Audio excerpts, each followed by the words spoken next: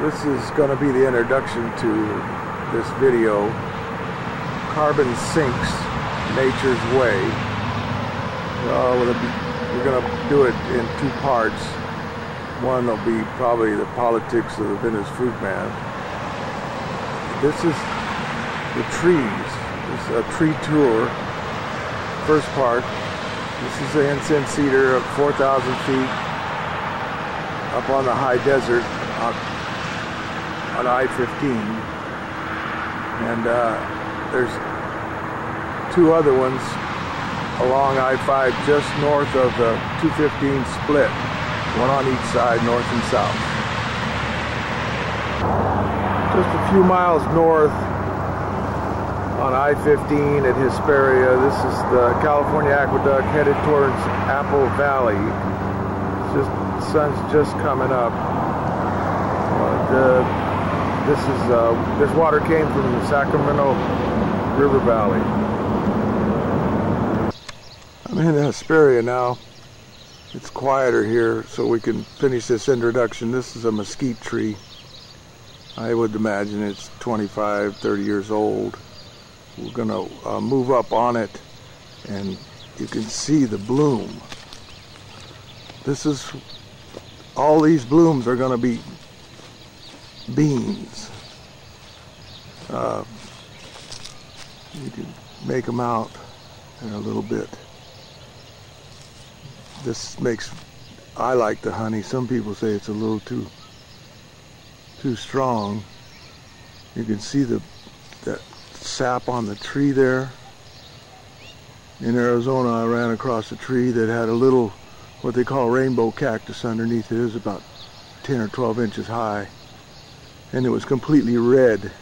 Nothing else will grow underneath these trees. It causes the ground down there to just like fluff up from the acid or whatever it is off these leaves.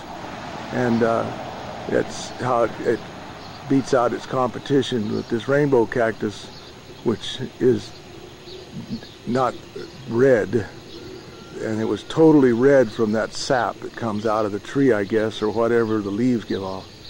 Anyway, Chiquita has a registered trademark that says quite possibly the perfect food. Well, I would say that this one, if I was going to register a trademark, would say probably the perfect food. Now this is permanent wood too. This is wood that makes beautiful furniture.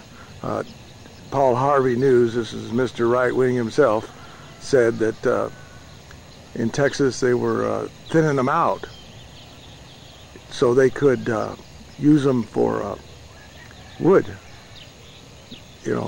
But in California, along I-5, there's this wasteland that they run this water in that they can't run into the San Joaquin River anymore.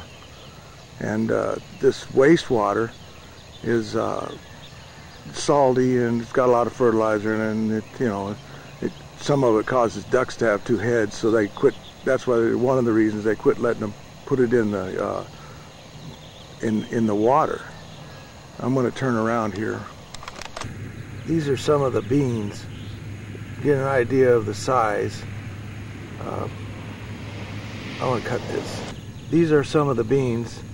Get an idea of the size. They don't have very big beans in them. I don't know if it's not like the stuff in Arizona. There's different varieties of this. There's quite a few different varieties of mesquite. So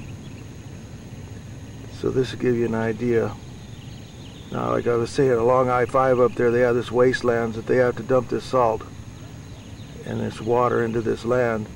And you could grow these.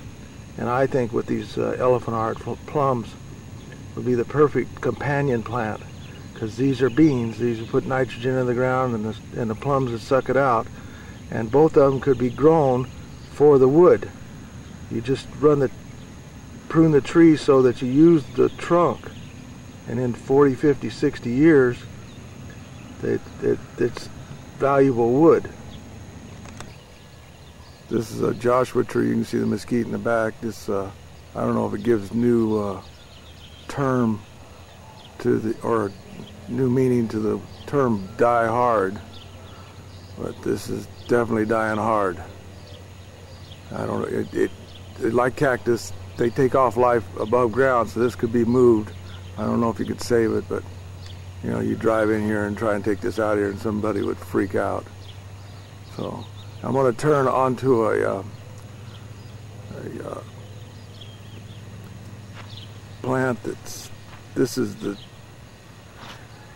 creosote. This is when you're in the desert and it rains, this is what you usually smell. I'll take a shot of another one further away from here where they're just like in trouble, man. They're as dry as I ever seen them in my lifetime. But there's some of the bloom. This is you know, just some of the oldest plants in the world could be these creosotes, over 5,000 years old, out on the desert. They grow in a ring when with the sand. Hugh Hauser did a thing down by his place near Palm Springs where they grow in a straight row because of the wind would just keep blowing them instead of like out in the open desert, they'd go in a circle. Anyway, this is a tamarask tree. I would imagine about 30 years old or so. Anyway, we're going to run up on the bark of the tree. This is one of the things I wanted to show you. You can get an idea of how thick the bark is. I've seen some trees in the San Joaquin Valley up on the west side where there's plenty of salt in the ground that had 4-inch thick bark. As thick as redwood bark at that age. It was maybe 100 and some years old. Anyway, here's the leaves. I don't know if I can get a good shot of them. You can see the little sections maybe even. This is not, you know, it's a little brittle. You know, it's not the best wood, but like I say, if you could crossbreed this with something, get the genes from the giant sequoias, this could be housing for people. This is all about people. I was watching Bill Clinton last night at a high school in Virginia giving a speech, and it was on C-SPAN. That would have been Saturday night, the 20th of May. Anyway, it's talking about what he's doing and everything like that, and it's you're going to have a third more people in 40 years on this planet, and using salt, using water, using these things that are more natural fertilizers. You wouldn't even call them fertilizers. They're just like I don't know. Like you need a person that understands this.